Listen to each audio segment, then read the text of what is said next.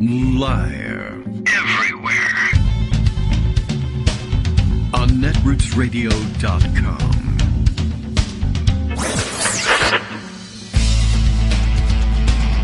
David Waldman. Kagro. In the morning. Now, here's David Waldman. Hey, good morning, everybody. How you doing? It is Wednesday, November 30th, 2022, last day of November for this year, and that means almost nothing to most of us. We're ready to move on into December, I presume, and then we start making jokes about putting 2022 behind us, waiting for 2023 to come around, all the traditional stuff. I can't wait towards the end of the year until we get the chance to make those silly little water cooler, see you next year type jokes. It's the highlight of my year. All right, well, plenty to catch up on today, as it occurs to me in my transition to Mastodon, a continuing obsession, I guess, day to day. It has changed the morning routine of news gathering and monitoring things, and makes things difficult. So it's on my mind, and it occurs to me that, we used to have an easy way of sending out a morning tweet that we were going on the air, and I really want to make that transition to Mastodon with that, and it actually requires a little bit of work because hardly anybody has this stuff set up. I did notice the other day, I think the first one that I happened to take notice of, a corporate account that I follow, actually the manufacturers of Catoctin Creek whiskeys, made right here in Loudoun County, Virginia, and one of my favorites, and it's a corporate account I actually follow, but there's an actual person behind it. It's a nice thing. Anyway, they made the move over to Mastodon as well, and they circulated a screenshot of their web page, their home page, which has the little, you have the little social media share buttons down there. It's the first one that I've taken note of. I'm sure there are others who have done this as well, but not just adding Mastodon, but replacing the Twitter icon with the Mastodon icon, and it's a bold move. It's nice to see, but so far I don't think Libsyn has adopted that, and is not yet offering easy ways to toot that sort of thing from corporate websites or your own website, etc., and make little icons for people to have. All right, let's see if I just grab the text from Daily Kos of my morning post that makes it available and brings people there, then I can, we'll see how that goes. We'll publish that on Mastodon and see if people make use of that. And try and make that a morning routine that we'll have to fit in between 8:45 when the morning posts publish and 9 o'clock when we actually are responsible for getting on the air. Okay. Trying to make an effort to monitor who's been following me on Mastodon and try and recreate my old timeline. On Twitter, it was possible just because of the volume of people I was following and the circles in which they moved. It turns out that there were an awful lot of people who were following me who I wasn't actually following, but I heard from daily just because they either stopped by and said hello directly, or their stuff was widely circulated among the same people that I did tend to follow. I was surprised to find out how many people who I considered to be a part of my Twitter circle were not, in fact, officially part of my designated Twitter circle, so that it's difficult to carry it over to a new system. And in the quietness in the background that I hear is, I guess, the federated system of, the organizational structure of Mastodon makes it such that it's not nearly as easy to find your timeline cross-pollinated by others just by virtue of the people you're following retweeting them into other, because I guess the toots tend to stay in their own neighborhood unless they're purposefully disseminated. So my project in moving over to Mastodon has been from time to time to monitor my list of people who are following and seeing who I recognize either by name, or in some cases people use the same, lots of cases, I think it's very helpful, use the same avatars, and then I can say, well, yeah, that is somebody that I recognize. And occasionally I go back to to Twitter and check it out and see, oh, yeah, they're not on my list of people I was following. Though they were following me, and I heard from them every day, it seemed like. So I kind of find this is an interesting and exciting prospect. Now I have the opportunity to, I guess we'll even curate my feed even further by bringing in people who were already in front of my face every day on Twitter. You want to make sure it's the same thing over at Mastodon. So it's a little bit of a chore going down the lists and making sure, is this the person I remember? Or is this person using a new picture? Or are they using their real name now? But we'll get there. Anyway, the news continues regardless of my interest that it slow down so that I can keep up with it on two different systems. Greg Dworkin, who's been reading newspapers and other old-fashioned devices, etc., so he's bridging the gap between old and new and gathering up news stories. He's here now. We'll use this microphone to talk to him. Good morning, Greg. How are you? Good morning. Well, doing well. Good. So I was over on Mastodon this morning, and I noted a couple of things. First of all, not Mastodon, but Post.News, where I'm still on the waiting list. Oh, well. I have a number of my journalist friends asking, so did you see what I put on Post? I wish. I'm on the waiting list. Come outside and announce it. Right. And so I got another update from Post.News. So we're up to 300,000 on the waiting list. We're moving as quickly as we can. We're not doing it in terms of who did first. We're trying for diversity. I don't know what that means. All I know is I'm still on the waiting list. And at the same time, on Mastodon, I got yelled at by two different people because I embedded a tweet from the bird site. And they said, the whole reason we came here is to get away from that place. Oh.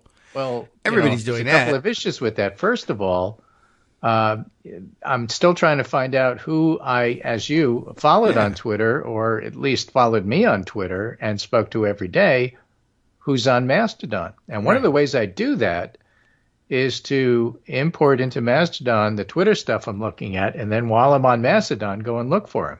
Yeah. So it's a process. It's probably going to take about a month. It takes a really long time to build the list that you want to follow or who follows you. I mean, it took years to do on Twitter. Yes, so the idea you can do it 3 or 4 days and just easier. construct everything doesn't exist. So, I said to one person yelling at me, look, I mean, if you want to unfollow me, go ahead and unfollow me. But this is a process. It's going to take a while, and it's just the way it is. I mean, there are other places on the web, and a lot of times people are there and you want to show them what they've got. I mean, I don't know. Some people probably came there to Mastodon to get away from the New York Times. Now I can't say New York Times. But the whole idea, if you even mention Twitter, I won't like you. I don't know what to do about that. Nothing. I think you are correct in doing, well, it was nice of you to respond. I mean, actually, that's too much in my book to respond to. But I like the people who were saying stuff like that, and they followed me and I followed them. And they'll say, oh, all right. What are you going to do? Nothing really. Anyway, so the transition is going to take a while, if in fact ever happens. I don't really know. And I note, as I look around on Mastodon, I simply cannot, at this point, probably because of my incomplete follow list, I can't put together the same sort of news source and scan that I could do almost instantly on Twitter. It just doesn't work that way for me yet. Yeah, right. Well, it will take some doing, but anyway. Well, I continue to monitor there, although it's funny. It's happening in a very different way now, and I have to have a different screen open on my Twitter monitoring tab than I used to. So it's interesting, but I'm finding my way. I'm getting tips. I mean, apparently there's something you can do in advanced mode that sets up something like TweetDeck. Yeah. And I'm not there yet. I still haven't figured out how to put together my list of people I want to follow, and I think that's a lot more important. But over on Twitter, which I still use, one of the first things I saw that I put aside for today is Brandy Buckman from Daily Kos, who is following the seditious conspiracy trial. Right. Which I think is like sort of important. Down, yeah. Okay. And she had together, other people are following it elsewhere, but she put together a really helpful series of tweets that put into perspective what happens. And again, I am not a lawyer. It would be helpful if a lawyer came on and actually explained this stuff. You're a lawyer. Oh, I'm not. All right. Well, but here's what Brandy says. Elmer Stewart Rhodes jury verdict by count. And there were 5 or 6 counts for each of the big 5 people that were being looked at yesterday. Yes, well, you know how it is with minor nobility. Lots of right? counts. So Elmer Stewart Rhodes had 5 counts. On the most important, which is seditious conspiracy, and the second most important, which is conspiracy to obstruct an official proceeding. Yes. Elmer Stewart Rhodes is guilty on seditious conspiracy, not guilty on conspiracy to obstruct an official proceeding. Explanation warranted there. Guilty on obstruction of an official proceeding, but not conspiracy to obstruct. I did it by myself. Not guilty conspiracy to prevent an officer from discharging duties. Guilty in tampering with documents. So here's the deal. If you're presenting this stuff, which is really complicated. Well, I'm not going to do it then. To a jury. Yes. Right? You've got to convince them you have evidence that they're guilty of each of the different charges. And the fact that this jury decided guilty this, not guilty that for each of the one of the different defendants in a different way says we carefully thought about each individual case. So when you appeal this, it's not like, oh, well, you had a hanging judge and a hanging jury. In fact, everything was deliberately and carefully thought out. Elmer Stewart Rhodes was guilty of seditious conspiracy because he conspired to overthrow the government. But he was not guilty of conspiracy to obstruct an official proceeding because he didn't go in the building, and they couldn't prove that he conspired to send all those other people who did go into the building. He had the general idea, which is why you're guilty of seditious conspiracy. It's a 20-year sentence, Max. But they couldn't prove that he conspired to deliberately send individuals into the building. They did it by accident. He did send individuals into the building, but that was a coincidence. So guilty of that, but not guilty of conspiring to do it as a plan. Yeah, I don't know how. I didn't plan to send all the other people who followed. Oh, that may be. I don't know. I didn't follow the trial closely enough. I wanted to know. I wanted to know whether he was guilty of seditious conspiracy. Answer: yes. Beyond that, good extra 20 time. Years, not guilty for the other. Okay, Kelly Meggs. Yeah. Guilty, seditious conspiracy. That's his assistant there. Okay. Guilty, conspiracy to obstruct an official proceeding. I guess they had more detail. Yes. Guilty, obstruction of an official proceeding. Yeah. Each one of the first two is a 20-year sentence, by the way. So people who didn't get seditious conspiracy but did get conspiracy to obstruct an official proceeding are still facing 20 years. Guilty, conspiracy to prevent officer from discharging duties. Every time I read that, I want to see if he discharged his gun. No, it's discharging his duties. Yeah. Not guilty, destruction of government property. Guilty, tampering with documents. Kenneth Harrelson, guilty, obstruction of official proceeding, but not guilty of seditious conspiracy or conspiracy to obstruct an official proceeding.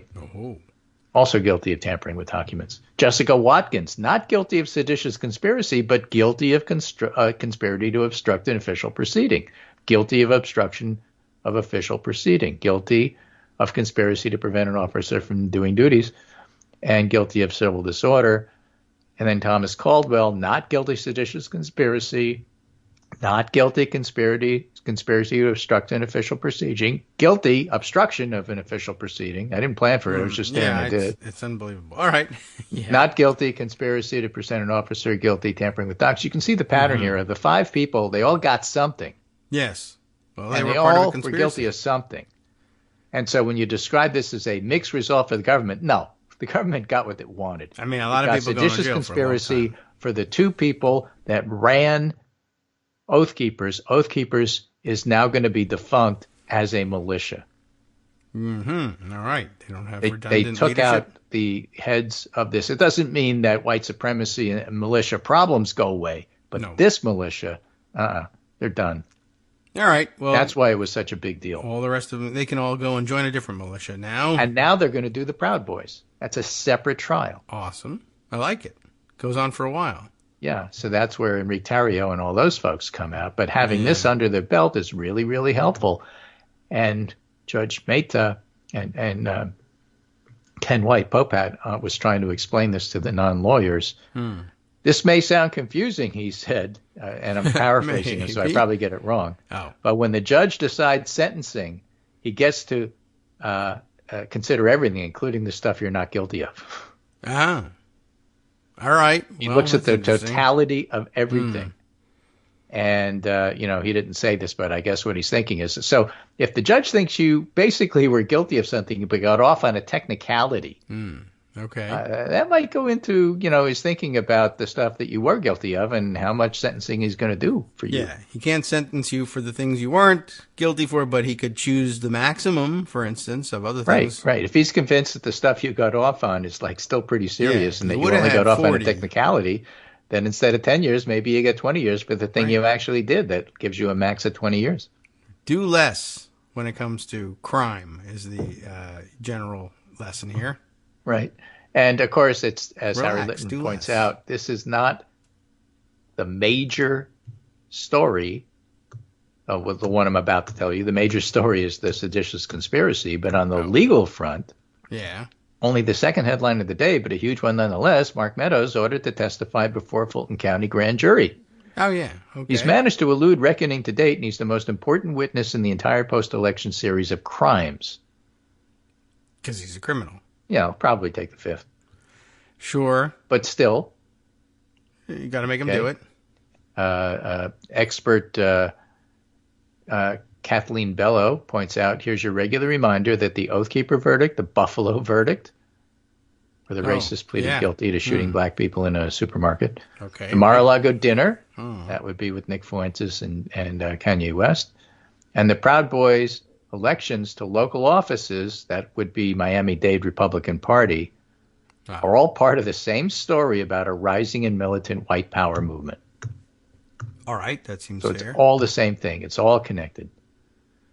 And that's why Greg Sargent interviewed Kathleen Bello, the author of A History of White Power Movements in the U.S., to talk about undercurrents of the Nick Fuentes story, and sees it as a huge white supremacist propaganda victory, but at the same time, the government wins a huge victory in convicting one of the major militias of white power. Yeah, and they get to spend a huge amount of time in jail as well. Right, and I'll take that victory. Thank you. Yeah, I'll pocket that. Keeps them out of circulation for a while. You can always recruit in jail, but then you know what happens at the end of the day? They are in jail. Right, and you can always see again, when you consider this as one story, you see the repercussions of all of this, sort of filtering through. For example, a story in the New York Times, unrelated but related. For Trump's Jewish allies, his dinner with anti-Semites is a breaking point. Yes, I did see that yesterday. Right, supporters who look past the former president's admirers and bigoted corners of the far right and his own use of anti-Semitic language basically have had a last straw. And as John Cipher, who's a former CIA guy, points out, I'm supposed to be impressed that the last straw was only after a Mount Everest of straws. Right. Well, now you will have to make bricks without straw, we can say. But, again, and Marcy Wheeler points out, look, you want to go after Nick Fuentes, and a lot of Republicans are. Yeah. There's two things one has to consider. Number one is, and something I pointed out also, a lot of people condemn Trump for having dinner with Fuentes and condemn Fuentes, but they're not condemning Trump. Oh, well, all right, Republican people, sure. And you specifically asked them, well, what about Trump? Well, look, let me explain that Nick Fuentes is really bad. What about Trump? Do you condemn him? That's a yes or no question. Well, let me go back and explain why Nick Fuentes and this dinner was such a bad idea. That's not what I'm asking. Do you condemn Trump? They won't do it. Right. Well, except for people like Mitt Romney who will. I mean, but there are people who will. Anyway, so there's that. That's part of it. Yes. And the other part is anybody who condemns Nick Fuentes ought to be just as quick to condemn Stephen Miller. He's just as much a Nazi as Fuentes is. Yes. And Stephen Miller met with Kevin McCarthy the day McCarthy secured the Republicans are going to be in the majority, even by a tiny sliver. Yes, election day. Election day. So he meets with Kevin McCarthy. So Kevin McCarthy meeting with Stephen Miller should be just as bad as Trump meeting with Nick Fuentes and should get the same amount of opprobrium. And the fact that it doesn't is due to our media being broken. Yeah. Well, he's one of those guys who wore a suit, and so therefore he's kind of okay. He's respectable because he was in the administration. They're just having a meeting. He's a Nazi. Right. Yeah, well, I mean, Adolf Hitler was in his own administration. No one said anything. But, that's it. Yeah, he's got this veneer of respectability. He spray painted his head he wants to go on TV to pretend he had hair, which is bizarre. Didn't work. Yeah, we all saw it. and he gave himself, like, speaking of the Count, right? The guy from Sesame Street. He gave himself the Count's hairline as well, which is pretty weird. Anyway, let's talk about some happier things. That's there's happy. Voting going on in Georgia. That's all right. That's happy, too. And a lot of it. Yeah, so after they had a record Saturday vote, after the legal wrangling that allowed voting to happen despite the wishes of the Republican Party in Georgia, and a Saturday vote record was set in early voting. Then comes Monday. The previous record was something like 256,000 in a presidential election in 2016 for early voting. And on Monday, they blew past that with 301,000. For midterms. Yeah, and that record lasted 24 hours because yesterday Kaboom. was, I think, 309, something like that. All right. Records are made to be broken, they say, and sometimes the next day. Yeah, 309,083. And how is it going to be today? I don't know. Usually what happens 84. is the biggest vote days are the first and last days of an early vote in Georgia. Okay, I can see why. But yesterday was not the last day, and so it was unusual for that record to be broken yesterday. So let's see what happens today. It was a Tuesday. Maybe people thought that was election day. Maybe. All right. It's okay if you make that mistake, as long as you vote. Yeah, as long as you vote. That's Don't the go important again. I'm just saying, good job. All right. Well, again, and to remind people of what early vote means, it's not right, not fair to say not much. We were making fun of the fact that we could look at that one voter in Franklin County, Yes. but there's more than that these days. Two now. You could go look at the Franklin County vote at this particular point in time. Let's do that. And if we do, let's scroll down to Franklin County. So we now have 23,000 residents voting. Oh, well, all right. So one guy really started to stampede. Remember, there was this Or one black guy that he's had very voted, and I guilty. said we're winning? Yeah. Okay, probably now not. after They also, the hell with that. 1,399 people have voted so far in the 2022 runoff, representing 8.4 registered voters in Franklin County. What? One vote by mail and 13,098 early in-person votes. Okay. All right?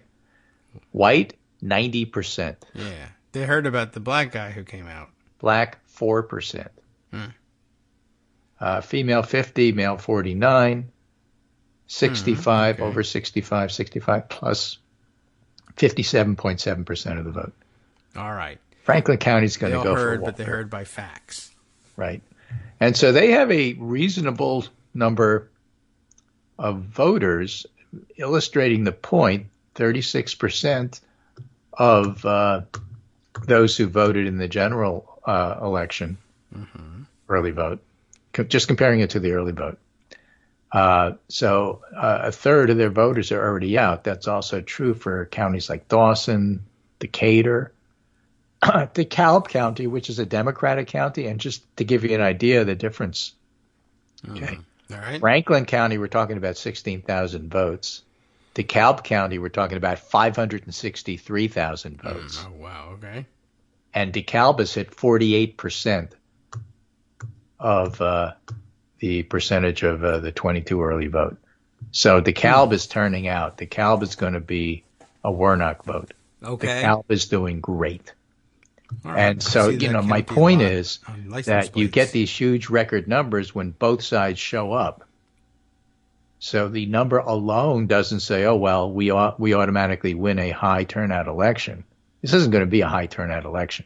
It's going to be lower. But the early vote, which is really compressed to only 5 days, is actually pretty impressive. And those who are turning out to be Warnock voters. Yeah, the rural counties are turning out, but they're being overwhelmed by places like Fulton and Cobb and DeKalb. Yeah, okay. Those are all the big counties. So yeah, I see they put their county names on their license plates down in Georgia, like Florida, I think, and you can get a sense of where the big counties are by what you see on 95. Right. Fulton County, never seen 846,000 votes. They've got 40% of their general election vote out already. In just a few days. It's just astounding. And so what's happening is that the Warnock voters are turning out, they're banking these votes.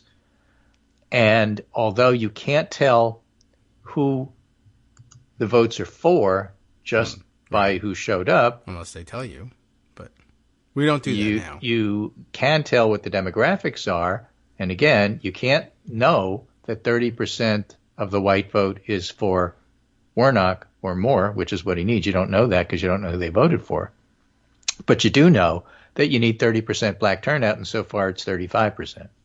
All right. So far females are 56%.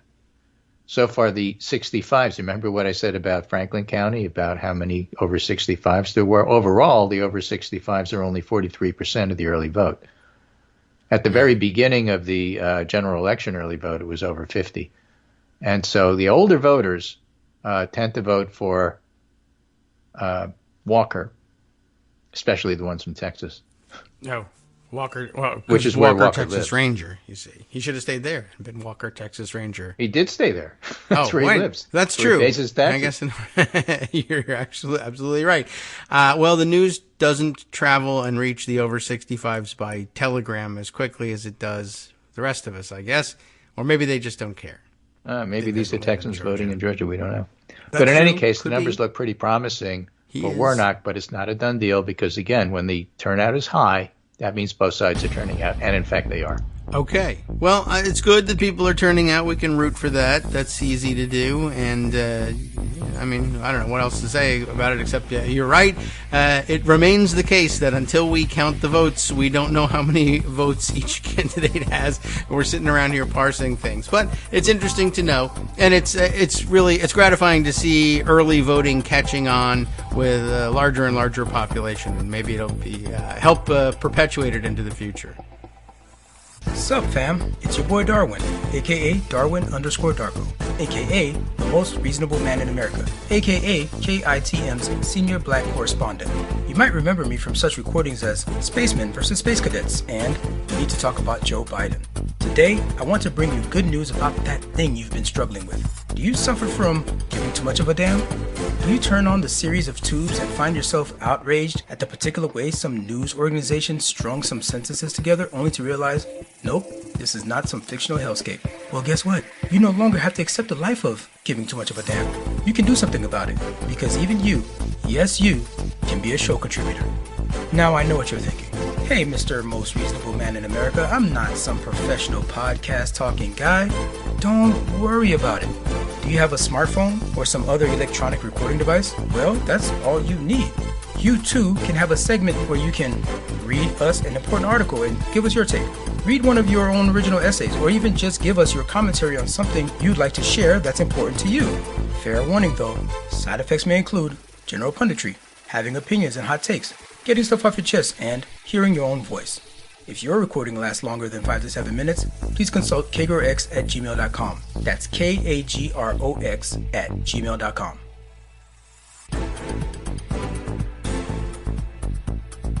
All right, welcome back now to the Kagro in the Morning Show here on Netroots Radio. We had some ideas of taking a tour of some of the states, I believe, and you mentioned 2 in particular. What about the rest of them, I want to know, before you even begin? Well, Pennsylvania. All right, that's one. Still has a county meeting to certify a midterm result after a Republican-led delay. We talked about Arizona. We'll get back to them. Okay, I forgot but about Pennsylvania's doing it too. Oh, all right. They have Luzerne County Board of Elections. It's interesting because they have 3 Democrats and 2 Republicans. And the Republicans voted not to certify. The Democrats, 2 of them voted to certify. One of the Democrats abstained and said, I need more information, because apparently what happened is voting was so heavy that the county ran out of paper ballots. So they had to send for more, and there was a delay. All right. These things happen in elections. It doesn't mean fraud. Well, I mean, yeah. So why you wouldn't certify based on that, I don't know. But the Democrat who abstained said, I just wanted more information. I've had that information given to me. I'm voting to certify when it comes up, which I think will be today. Oh. All right. Why the Republicans refused to certify, I don't know. Maybe it was in solidarity with Maricopa County. Yes, probably. That's the excuse that Cochise County in Arizona is using. Mm-hmm. But the board member who abstained, Daniel Schramm, initially told WNEP, I wanted more information so I could make a sure decision on it, that it's right to certify it. And then Schramm said Monday after the vote to delay that his concerns about the election have been addressed. He's ready to vote to certify. And the county assistant solicitor, Paula Raddick, said at the Monday meeting the state or candidates could take legal action against the county for not certifying the results. So, for normal people, for normies, it's a big deal if somebody sues you. Yeah. You don't want that to happen. Right. Try not to have that. You got to get a lawyer. It's going to take time out of your day. It's on your record. There's a number of reasons why you'd really prefer not to be sued for things that you did. Or didn't. So it's better not to do those things. Right. Now, it turns out Mehmet Oz won Luzerne County, which won't help him get his TV show back. Okay. While Democratic candidate Josh Shapiro received more votes in Luzerne County. Oh. So it's interesting. So that was one of the vote-splitting places. Right. Shapiro went on to win statewide, and so, of course, did Fetterman. And the delay in certifying the election, this is ABC News, comes at the same time that a county in Arizona, Cochise County, has also delayed certifying its results, prompting a lawsuit from the Arizona Secretary of State in Cochise. 2 Republicans voted on Monday to delay over the objections of the board's lone Democrat, who said in a statement the other board members accepted unsubstantiated ideas and unverified claims as facts instead of relying on the Arizona State Elections Office. So the interesting thing is that in that particular area, and I don't have this in front of me, but apparently a Republican won the House seat by a very small amount. And if you eliminate Cochise County, that Republican would lose. And the other Republican that would lose is whoever is the chief education officer. Oh, I see. All right. Arizona. Good. So if they refuse to certify, in fact, they'll flip those seats to Democrats. If the votes remained out, the more likely ending is the courts just say, give me those votes. We'll count them. Yeah, but see, Josh Marshall was pointing out the mirror image of the two parties, right? Because Republicans play hardball and would say to Democrats, you don't want to certify, too bad, you lose. Right. We take those seats. Democrats look at that and say, it's inherently unfair that we disenfranchise people. We're all about count every vote. So if we agree that you don't get to certify and we win those seats based on that makes us really uncomfortable and queasy, and I don't know if I want to do that. Yeah, it's true. And, there's no reward for it either. You do that, right, and you say, we're going to do the right thing and say, hey, if the shoe was on the other foot, we would want every vote counted. We're all about that. We will count all of these votes. We'll bend over backwards. We'll go to court to defend these Republican votes so that they're counted, and then they'll put the Republican in office who will then go on to Congress and give floor speeches about how Democrats are hypocrites and are stealing the vote. What else do you want to know about it? We are actually so not hypocritical about this that we bend over backwards to count your votes, send you to Congress, and let you represent the area, despite the fact that technically we could have taken the seat. And you're going to use your time to give floor speeches about how hypocritical and anti-American Democrats we say are. they bent over backwards to be fair, and Republicans get up in a floor speech and say, Democrats admit to bending over. Yeah, plus they're backwards, so screw those guys. Yeah, it's quite annoying, and we talked about it a little bit yesterday, but it deserves more discussion and. There's no credit for being a good This is one of those unprecedented situations where you really don't know what's going to happen. Well, we have a pretty good idea.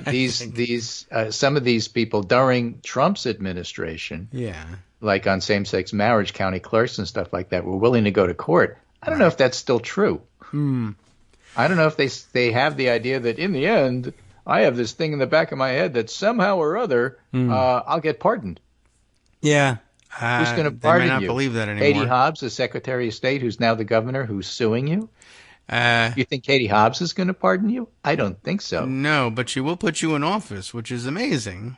and you'll be screaming about what a terrible person she is all the time. I'm talking about the county level people. Yeah. Who, not the people who are running, but the county level people who do the certification. I mean, they don't have a choice. I mean, it's pretty cut and dried. They have to certify, and so it's not going to be an issue. But,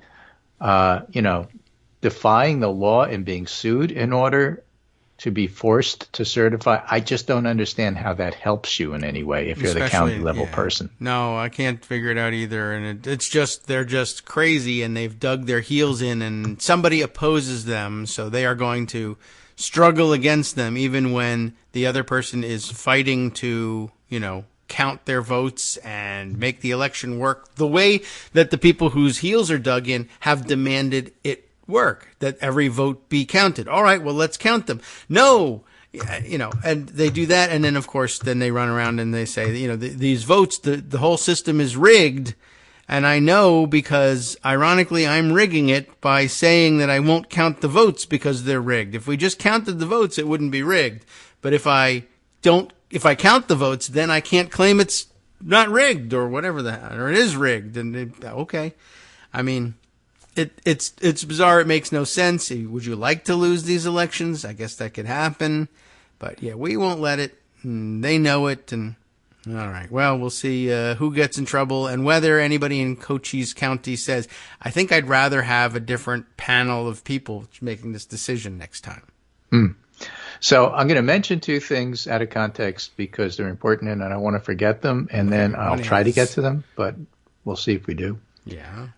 One is the railroad union strike. The other is passage of the marriage equality bill. Those are contextual, sure. Not this context, but others. But right now, I still want to go off on this white supremacist stuff with the GOP. All right. It's interesting that ABC has this story. They don't mention Stephen Miller, but they do mention something else. GOP's white supremacist problems extend beyond Trump and his dinner with Nick Fuentes.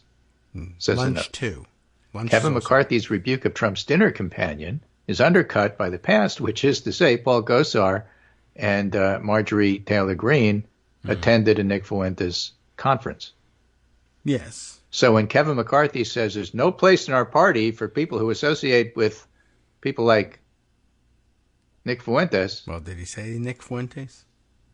Did he? Well, he might have. What did he say? House Republican leader Kevin McCarthy was incorrect in asserting to the press on Tuesday that Trump condemned Nick Fuentes after having dinner with him.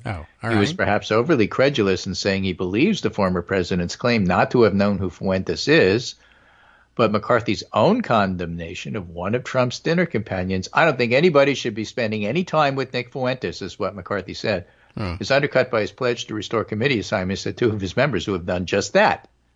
Yeah, okay.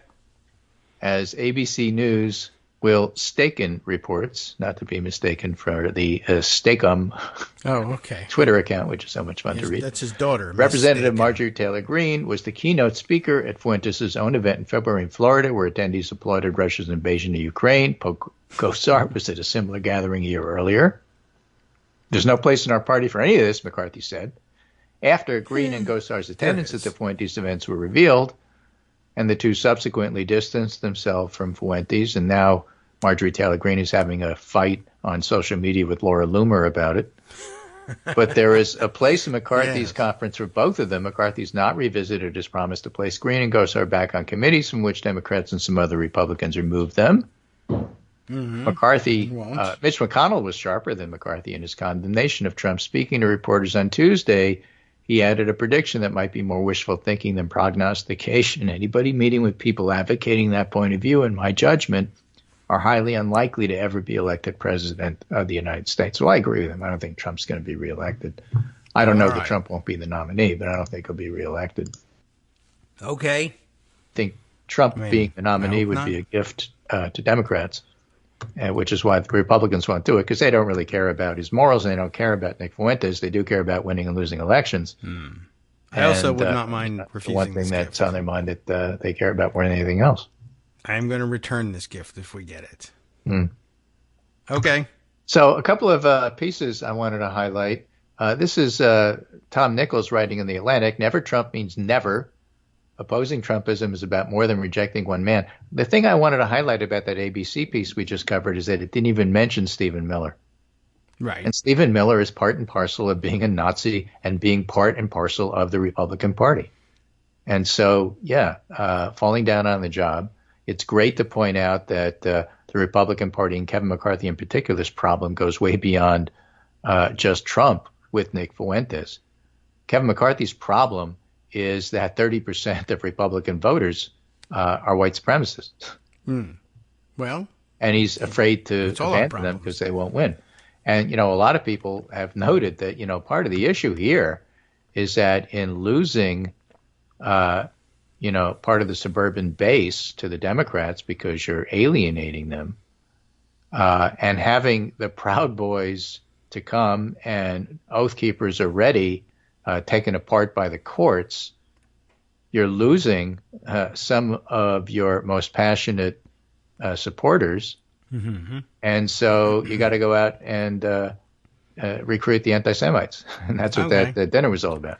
Well, the good news is Democrats will fight for reinstating the voting rights of people convicted of seditious conspiracy when they get out of jail. Yeah, probably.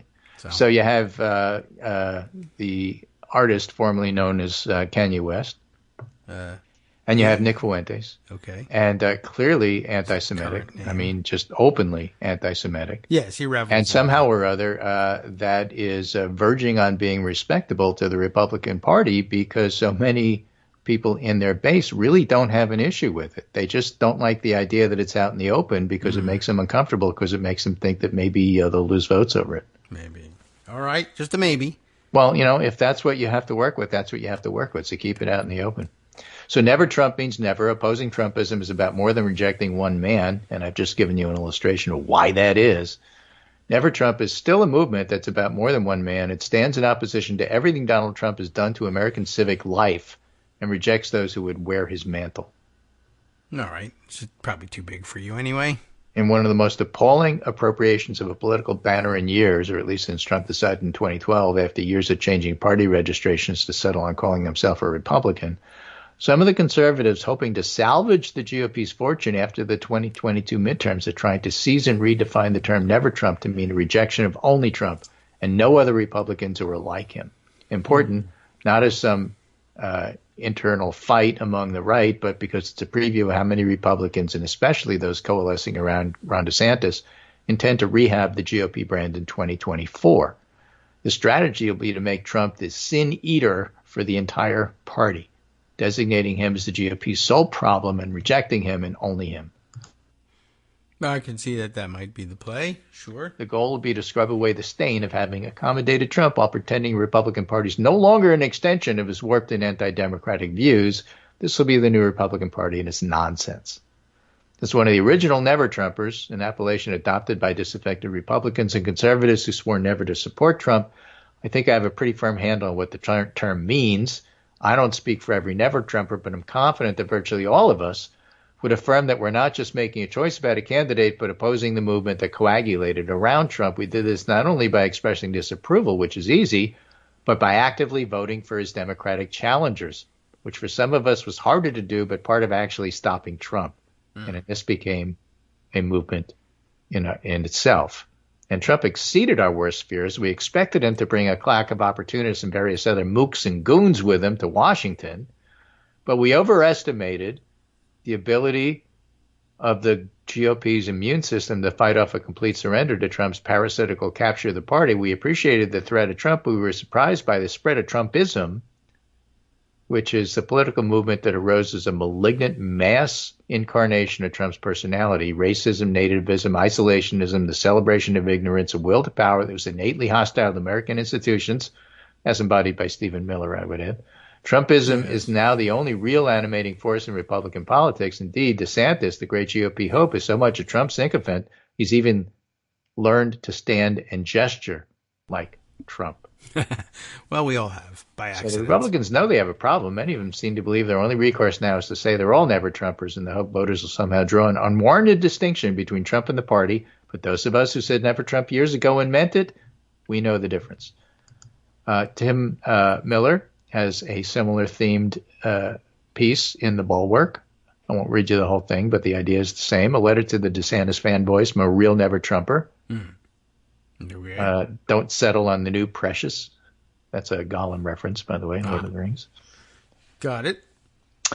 I wanted to be a bit more forward-looking and prescriptive, offer the Ron Johns a guide to how I will treat his campaign against Trump should he pursue one. That way, if they have any doubt about whether I'm adhering to my never Trump principles, they can check back in it for some time. And here goes. Dear residents of DeSantistan, it's nice to hear from you. I noticed you had some harsh words from Mr. Trump of late. You might even think he's a bad orange man. I concur. So lucky for you to have been awoken from your torpor on this matter at the most convenient time imaginable. Better late than never. And it's especially nice to hear your candidate plans to challenge and defeat Mr. Trump. Though you might forgive a bit of tepidness in our anticipation for this event, given he hasn't actually done anything. We've been disappointed by your ilk so many times before, and you also might forgive those of us who have spent 7 years fighting Trump if we're not super thrilled to jump on board when someone described by Rich Lowry as being not just from the Trump wing of the party, but from the Trump fuselage, wing, and landing gear, which I believe was intended as a compliment. Yes. Bearing that in mind, I want to put forth what I, as a charter never-Trumper, will do and not do in order to provide aid and comfort you're demanding. We'll start with the will nots. I won't be a human shield for Ron. I won't give him a pass when he refuses to provide an answer. I won't practice strategic silence when he exhibits every single behavior of enablement. I won't pretend he isn't anti-vax curious, that he didn't hire an anti-vax surgeon general, he didn't oversee a spike in COVID deaths. I'm sorry that these facts make you uncomfortable, but perhaps your support of DeSantis would be even more convincing to us if you granted them and said you still preferred him to Trump. I won't pretend that his decision to sign and champion a bill that would bar teachers from giving students a word problem that describes my nuclear family, which is to say he's gay, is needed to counterbalance the woke school system. I will not shine his turds when he enacts despicably cruel public policy stunts. I won't demand that popular and viable Republican governors who've classically conservative principles and acted with integrity during the Trump era should stand aside. And finally, being never Trump doesn't require I participate in your efforts to prop up a man who cut the single most obsequious ad in service to our nation's worst president. If you haven't watched that ad in a while, take a moment to do so now. Here it is.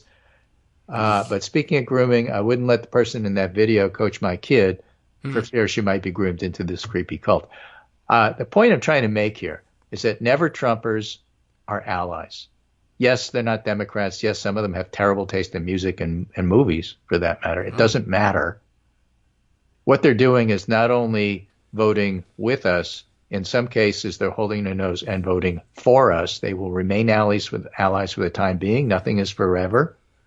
But no reason to disparage never Trumps. And every time a Bill Kristol or a Tom Nichols or a Tim Miller or somebody like that, or a George Conway, married to Kellyanne Conway, points out that something is really bad on the Trump side there, you don't need to say, yeah, well, you said 7 years ago that this, that, or anything, and I don't agree with him. Besides, Liz Cheney would have voted for every policy I hate.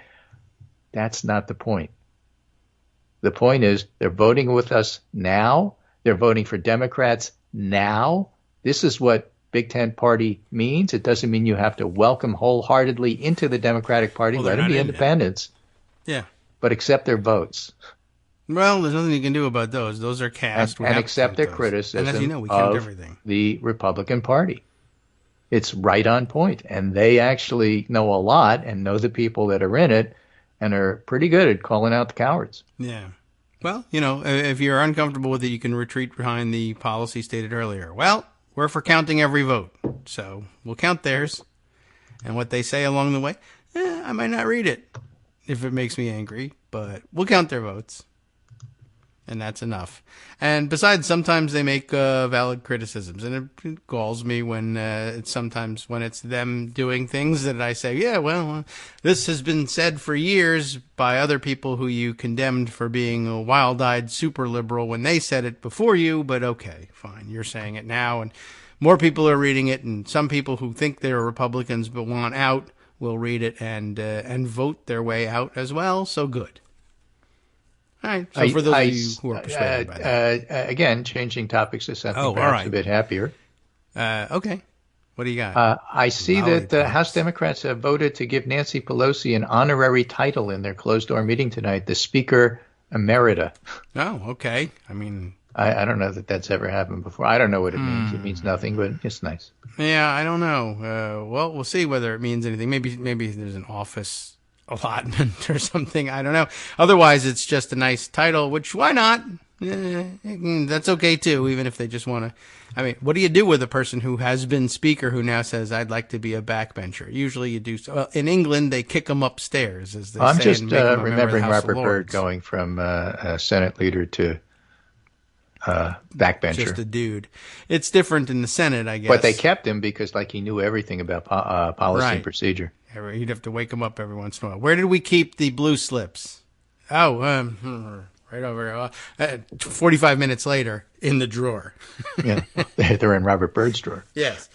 But he had them, and he would tell you at long last where they were. But yeah, that's a thing that you have to do with somebody who's been in leadership for a while, and it's hard to just go back too. Because remember, also a lot of I think we mentioned this earlier in a previous discussion, but a lot of the people who know where the drawers are. I mean, she knows where a lot of that stuff is too, but she can't answer every question. But a lot of staffers who've built up a lot of experience and who know how to run the place and who need to be available to the new leadership but can't be on the payroll of the new leadership because they're filling their payroll slots. You don't want those people to disappear. So I wonder if there's an office allotment that comes along with the new title so that you can continue to pay the people who anticipated having jobs with Nancy Pelosi for the next 2 years so that they could teach in part of the transition to the new leadership. I am not going to be the chief of staff for the new leaders because they already have chiefs of staff, but they're going to need to be able to call me and ask questions. And now I'm going to be around because the Speaker Emerita has a budget. Right. That may be it's just so interesting. I mean, I have these visions. I don't know if this really happened. Maybe it did. But I have visions of Robert Byrd still being in the Senate. Yes. And some guy, a Josh Hawley, okay. or some or a Tom Cotton, some guy who, or even a Ted Cruz, somebody who fancies themselves knowledgeable. Okay. Stands up and says, well, you can't do that because of the Byrd rule, and Robert Byrd standing up and saying, well, let me explain to you what the Byrd rule actually says. The Vonnegut rule, right? He's right behind you. Okay, well, and that's the back to school reference, but we also have the Woody Allen version, which was who are we talking about? Marshall McLuhan. Yeah, that's it. You know nothing of my work. You know nothing of my work. Okay. So, yeah, I can imagine that happening. But, yeah, you want to keep these people with experience around. You want to acknowledge the service, and you want to make, I don't know, there's just something, and they've gotten used to sort of, special treatment too. So, but it might be worth keeping her around and so that she has the capacity to transfer this knowledge, letting her have the budget and staff to do that. Right. I don't know that actually comes I don't know it, what's going to happen with the rail strike, but I did want to highlight this piece because I just thought it was really interesting. It's by Eric Loomis, who's professor of history at University of Rhode Island. He's a history of labor guy, among other things. Mm-hmm. He has a disclosure statement. Eric Loomis does not work for, consult, own shares, and receive funding from any company or organization that would benefit from this article, and has disclosed no relevant affiliations beyond the academic appointment. What is this in? This is in something called The Conversation. All right. Railroad unions and their employers at an impasse. Freight halting strikes are rare, and this would be the first in 3 decades. Yeah, okay. So the prospect of a potentially devastating rail worker strike is looming again, prompting the Biden administration on November 28th to call on Congress to intervene by passing legislation that would force them to agree to a new contract. Fears of a strike in September saw the White House pull out all the stops to broker a deal. That deal hinged on ratification by a majority of members at all 12 of the unions. So far, 8 have voted in favor, 4 have rejected. If even one continues to reject the deal, it could mean a full-scale freight strike could start as soon as December 9th. Biden said, let me be clear, a rail shutdown would devastate our economy. Without freight rail, many U.S. industries would shut down. I would add in time for Christmas. Right, and you know how it is with trains and Christmas. You've seen it in the movies. Any work stoppage by conductors and engineers would surely interfere with the delivery of gifts and other items Americans will want to receive in time, writes Eric Loomis. along with coal, lumber, and other key commodities. Strikes that obstruct transportation rarely occur in the United States, and the last one involving rail workers happened 3 decades ago. When these workers do walk off the job, it can thrash the economy, inconveniencing millions and creating a large-scale crisis. I'm a labor historian who studied the history of American strikes. I believe that with the U.S. teetering toward at least a mild recession and some of the supply chain disruptions that arose at the outset of the COVID-19 pandemic still wreaking havoc, I don't think the administration would accept the rail strike for long. And I'll just add, I get the issue with sick time and how important it is to have paid time off. Yeah, I get it. But I think Eric is pointing out, very appropriately pointing out, that however you feel about that, the likelihood that Congress and Biden will do nothing is pretty small for reasons. And it just is, one of those things that when you actually try to govern as opposed to what the Republicans do, which is make noise but not do anything, it's difficult because there's always trade-offs. And this is one of those trade-offs that he's going to have to make. And I'm not saying he's going to make the right choice. I'm saying it's on his plate and the buck stops with the president. Okay. Like Harry Truman said, he's going to have to make this call. It's a big deal. It's a BF deal. All right. And it's not like he doesn't like unions, and it's not like he doesn't like trains. Right. True. That's the most train-lovingest president we've ever had. And he's a union guy. Maybe not ever. And you know what? He's going to have to make a tough call. So go to China. He goes on talking about 19th century rail strikes, how interesting they are, breaking the Air Traffic Controllers Union, labor militancy, and what lies ahead. Seeing highly paid workers threaten to take action that would surely compound strains on supply chains at a time when inflation is at a 4-decade high may not win rail unions public support. A coalition representing hundreds of business groups has called for government intervention to make sure freight trains keep moving. Lawmakers are expected to take up legislation. It's interesting that the Republicans are saying, you can't just let these folks go without sick time. That's terrible. What are you going to do about it, Biden? Yeah. And Biden is saying, well, we're going to have to make a decision. And so the Democrats in the House are saying, okay, we'll ratify the decision, but we're also going to pass a separate bill giving them sick time. Let's see what you do with that, Republicans. And that's where things stand as of this morning. All right, this is getting complicated. I'll have to study up on this, by which I mean listen to you read articles to me again. But thank you for bringing us up to speed on that. And today being Wednesday, we can take it up again tomorrow.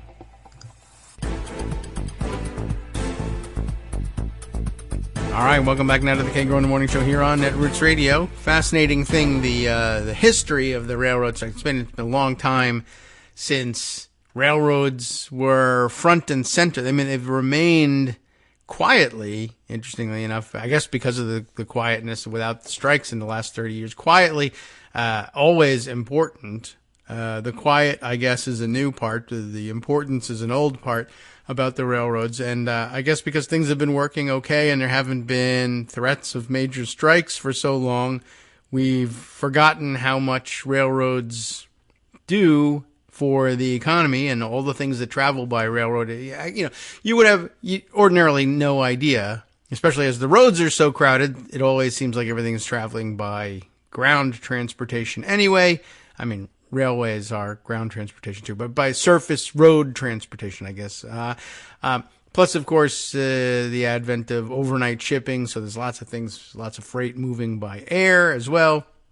But railroads bring everything. Are you going to be able to get that new Tesla that you wanted or that you ordered before Elon Musk became a dirty word and whatever? You put your life savings into getting an electric vehicle and thought you were doing the right thing way back when. And will it show up on time? I mean, they don't drive them from wherever the hell they make them over to your place unless they load them on a car carrier, which sometimes they do. But a lot of that stuff moves by rail. And then, of course, all the things, all the toys for the children in Sombertown, for instance. Okay, well, in that case, Kris Kringle carried them over the mountain by hand. But, the little engine that could, you don't want to interfere in their ability to be able to, right? Not the little engine who was prevented by doing because of a strike. No one cares about that story. We want to hear about the engine that could. And all of the toys and the Polar Express, for instance, with all the doubting kids overnight pulling up in front of their homes and taking them to the North Pole. I can't even imagine. Not to mention the commuter trains, which use the same rail lines, of course. And so that could be disrupted. That'll be what gets people irritated until it becomes clear that their Christmas gifts aren't coming. But it is fodder for a whole new genre of Hallmark Christmas movie, though. They can bring the railways back into figuring centrally in traditional Christmas movies, which is... we have too many of them anyway, and I mentioned in the Morning Post, this is a point of contention in my house, that televisions now are constantly tuned to one of 3 existing 24/7 Christmas movie channels, and I hesitate to even call them Christmas movies. They're just schlock with green and red decorations on them, and it's really awful. I can't stand it. And there are 3 channels dedicated to this all the time. I'm just... not for nothing. 8 nights, 0 movie channels, no Hanukkah movie channel that I've seen, no Hallmark Hanukkah movies that I know of either. Although they may be moving to remedy this, and I think they are sometimes awarded bit parts in Hallmark type Christmas movies. They occasionally make mention of the fact that somebody in this fabulous little town in the middle of the prairie or wherever it's being set this time. It's very often a coastal island these days. But, all right, well, there's a Jew over there. They have Hanukkah. But we'll say Happy Hanukkah to that person and give them matzah. Because, I don't know, that's what we... they eat that at everyone, don't they? Gefilte fish, matzah, whatever. Have a good time. No, that's not the case. But... no equal representation, though some may argue that there are 12 days of Christmas, and perhaps that's why they need 3 channels, each one to cover 4 of the traditional days of Christmas. But you wouldn't know that from their movie lineup. It's also hardly correct to call them movies. I think these things are filmed in 15 minutes, or it looks like it. I apologize to anybody who might be putting their life's work into building up a stock of Christmas movies to fill these channels, but it's bad stuff, and I think you know that. But, all right, anyway, that's not the major complaint of the day. There's plenty of other things to unravel instead, and perhaps we'll turn an eye to some of those things. Let's see, what do we have in pocket for you today? Something that I need to mention in passing, though I don't know how much... how quickly it will pass. The Guardian, I note with a piece today noting for us that the U.S. gun death rate has hit a 30-year high. And, important enough to put it in the headline, female fatalities rising faster than men's. And it's not typically because they're dropping their guns in the bathroom and accidentally firing them and killing themselves. They are being murdered by those guns. The subheader makes another important point that firearm-related homicides among black women more than tripled since 2010. Is that incredible or what? And gun suicides, which everybody used to say back in the beginning of my gun fail days and watching gun deaths mount, they used to say that, somehow that gun suicides don't count because, of course, if they didn't have the guns, they would just find some other way of doing it.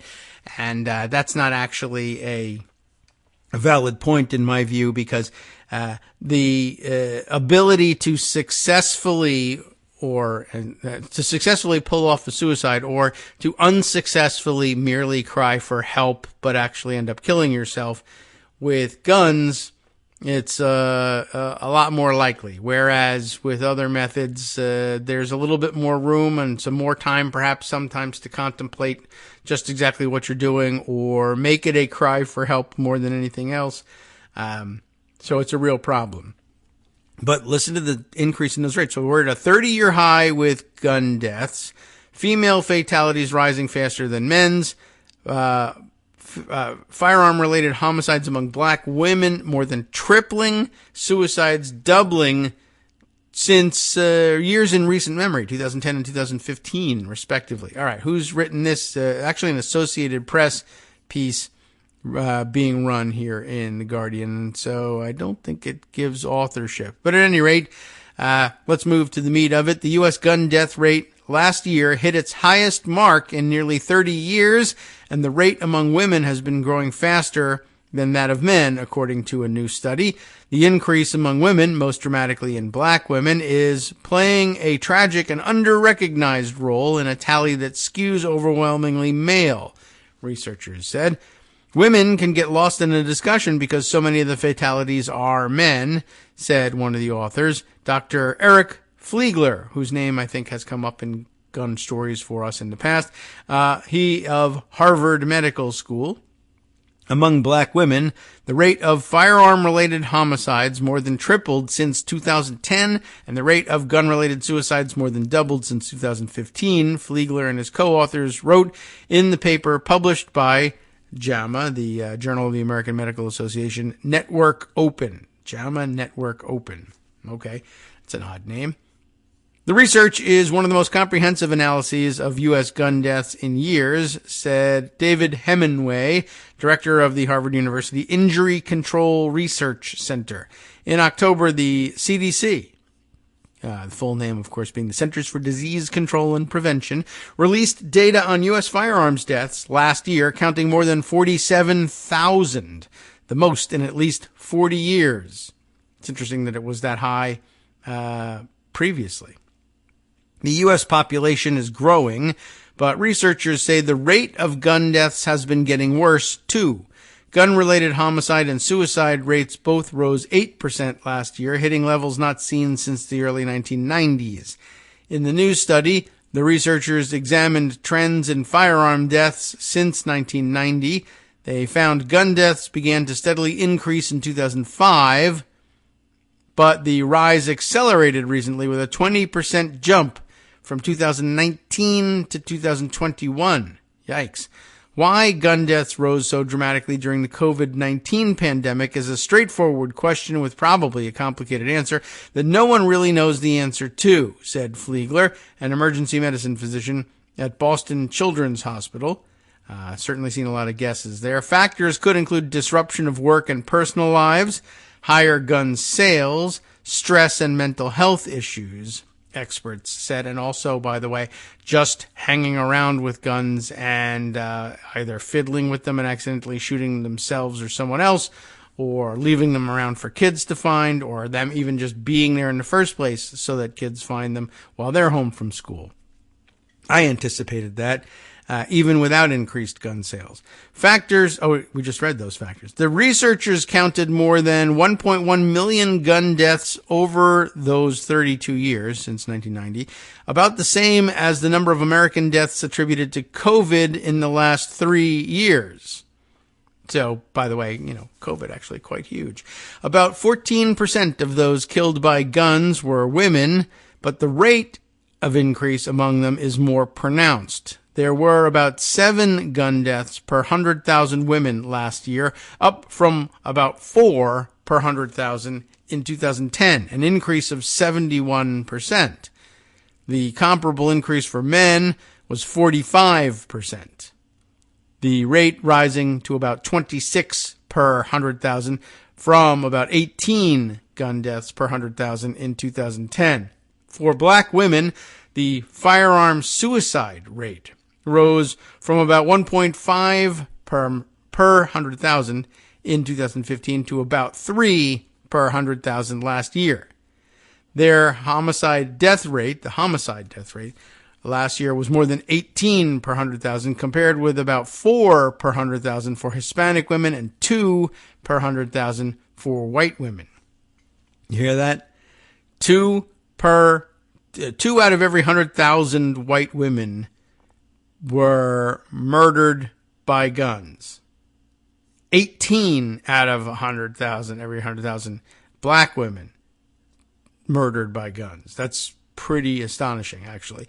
The highest homicide gun death rates continue, though, to be in young black men at 142 per 100,000 for those in their early 20s. It's an extraordinarily dangerous time. The highest gun suicide death rates are in the other people. White men in their early 80s at 45 per 100,000, the researchers said. So, I mean, it's a tremendous number, but there's 100 more for every 100,000 people in the category of young black men in their early 20s. On that, and those, of course, are murders. Anyway, versus suicides in white men. Anyway, in a commentary accompanying the study, 3 University of Michigan researchers said the paper confirmed racial and sexual differences in gun deaths and that homicide deaths are concentrated in cities and suicides more common in rural areas. Firearm violence is a worsening problem in the United States and will require a range of efforts to control, they wrote, and whether they'll ever have the ability to control them or whether that's even something you can do these days, an open question. So anyway, I wanted to put that one on the record. It's out there. That's about all I am interested in discussing about it at the moment, though I'm sure as we digest those numbers, there'll be more commentary that we can share along the way. Another piece that fell on my lap here that I thought it might be worthwhile to share, a New York Magazine piece going back to the FTX situation and Sam Bankman-Fried. What's up with this? How did it work? What the hell's going on? Why is it an issue? I thought this was an interesting format to present in. It's not new. It's back from November 19th. I could have discovered it then, but it only made its way to me now. This, I thought, an interesting approach here. What happened? Sam Bankman-Fried pitched himself as a humanity-saving crypto genius. Then he spent other people's money to save himself. This according to, well, this being the headline on the piece, written by Lane Brown and appearing in New York Magazine. So what's up? I like the format of this. It's possible, Lane begins, that you don't fully understand what Sam Bankman-Fried did, that's for sure, or what transpired at his company, FTX. This may help. Here's what it is. Ready? And here's why I like the format. Okay, first, explain it to me like I'm 5 years old. Okay, if that's the level you want it on, it goes like this. A silly-haired wizard sold magic beans. The villagers loved it until they stopped believing in magic and demanded their money back, only to find out that the wizard had already spent it. Okay, 5-year-old, I think we can all kind of grasp that. What if you're a little older? Explain it to me like I'm 10. A really smart guy owned a bank. He was also a terrible poker player. He used made-up money to buy his way into a high-stakes game, and then he lost. So, he paid his gambling tab by robbing his own bank. Allegedly, it says parenthetically. When his customers heard about his gambling losses, they stormed the bank to pull their money out, but there wasn't enough in the vault to pay them all back. Okay, that's something. Well, what about you're a little more sophisticated than that? Explain it to me like I'm a crypto newbie, and I think I'm probably right about there, right? I don't know that much about it. Sam Bankman-Fried founded what he claimed were 2 separate companies. Okay, this is new to me. One, a hedge fund called Alameda Research, and a cryptocurrency exchange called FTX. Now, a crypto exchange, what the hell is it? It's a website where users can buy and sell digital currencies. Another cool thing that an exchange can do is create its own cryptocurrency. Not all of them do it, I guess, but they can, which is like printing money out of thin air. FTX's currency was called FTT. I don't know what it stands for, but there it is. Reportedly, the company printed lots of it, much of which got sent to Alameda, which turned out not to be so separate.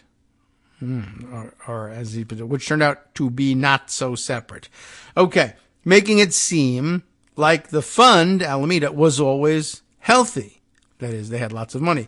When FTX's customers found out, they panicked and tried to withdraw their money.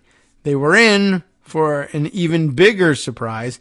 It looked like Bankman-Fried had secretly shifted $10 billion of their funds to Alameda. And that's starting to look kind of bad. And by the way, I guess he suffers from the same problem that Elon Musk and Donald Trump seem to suffer from. They don't recognize the differences and the firewalls between different entities because they're all theirs. They believe they own the whole thing, and sometimes they really do own the whole thing, but they don't operate as though they are separate entities, and they don't see the importance of doing so because in their world, they run both. Whereas for others who might be investors, they may invest in one and not the other, and they are, for them, it's very important to keep the finances separate so that they're easy to follow and transparent, and everybody can make the right decisions or the best decisions that they can based on, real information about how much money is floating around out there.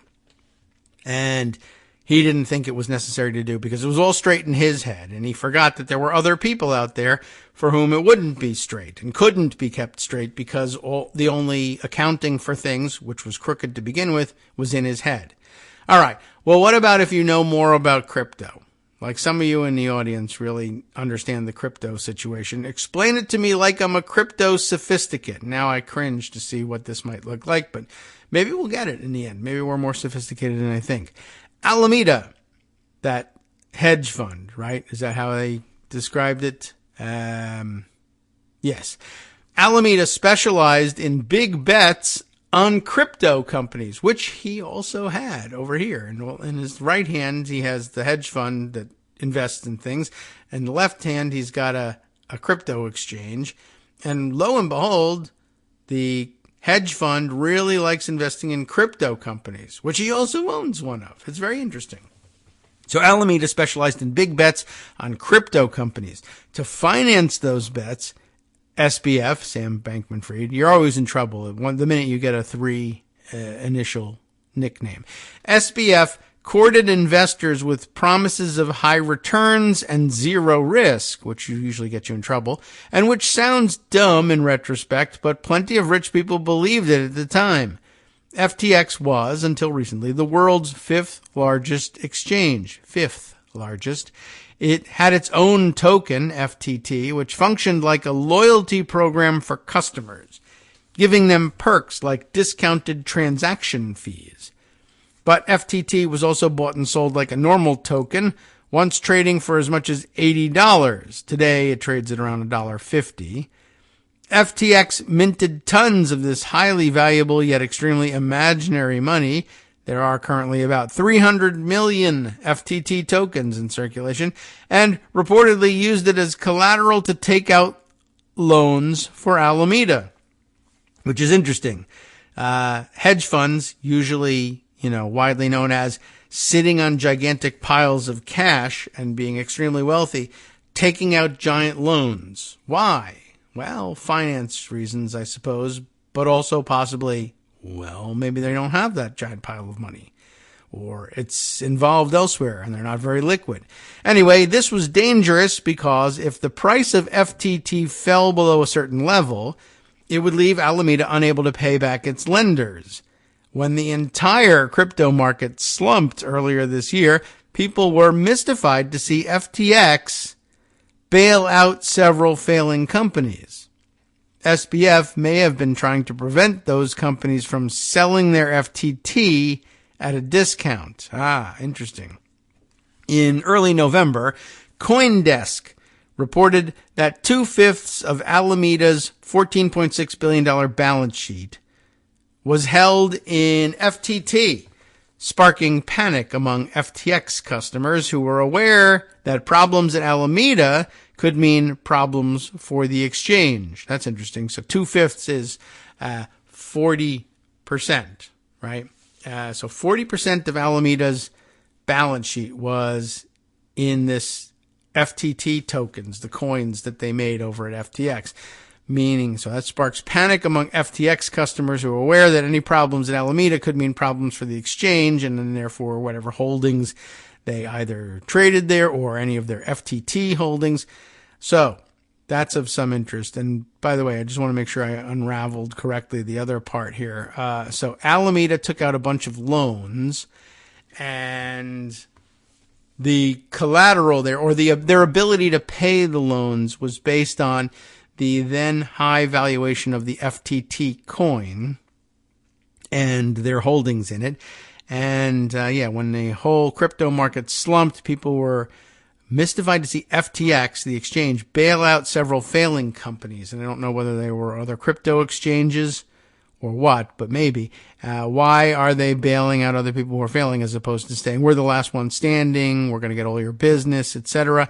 And the theory here is maybe that SBF individually may have been trying to prevent those companies from trying to save themselves. Like, how can we bail ourselves out here? Well, we can sell off our FTT coins, which I guess are still valuable, sell those off, and then use the cash to prop ourselves up. And it was better for SBF personally to use company money to bail out rival exchanges and crypto investors or whatever, so that they wouldn't be tempted to sell their FTT coin, which would just wreck him. So here's some cash instead, except it really probably wasn't his to give away. So anyway, we left off then by saying, so CoinDesk reported that 2/5 of Alameda's money was in FTT. That sparked a panic in FTX because people knew that if Alameda was having troubles, it might take down FTX with them. I didn't even invest in Alameda. I don't have anything to do with Alameda, but Alameda, because they're both owned by SBF and he can't tell the difference between the two of them, or refuses to draw a line between the two of them. If one tanks, it'll take the other one with him because he didn't do a good enough job establishing them as separate entities. He thought it was just convenient. I own a hedge fund that happens to love to invest in crypto companies, and I happen to own a crypto company as well. Perfect, right? In my balance sheet, everything balances. But for people who invested in my hedge fund, but not in my crypto fund directly, they're very worried when there's an infusion into my crypto company, because they would rather be buying, brick and mortar stores and firing all the workers and stripping them down and selling them for parts, like a traditional hedge fund, not investing in crypto. If I wanted to invest in crypto, I'd invest in crypto. But, all right. So now we come to the part where Changbin Zhao, who I guess goes by the initials of CZ. He needs a third initial in order to be legit in the world. But it says here, AKA CZ, Changpeng Zhao, the CEO of rival exchange Binance, which I kind of think I've heard of. Well, they dumped 23 million FTT. That's a lot, because we said there were 300 million tokens in circulation, and they had 1/4 of 1/3 of them. Some significant portion there. Do the math in your own head, because I can't. So it sent the price into a free fall. Twisting the knife, CZ announced a tentative deal to buy FTX, then abandoned it after finding too many holes in the company's finances.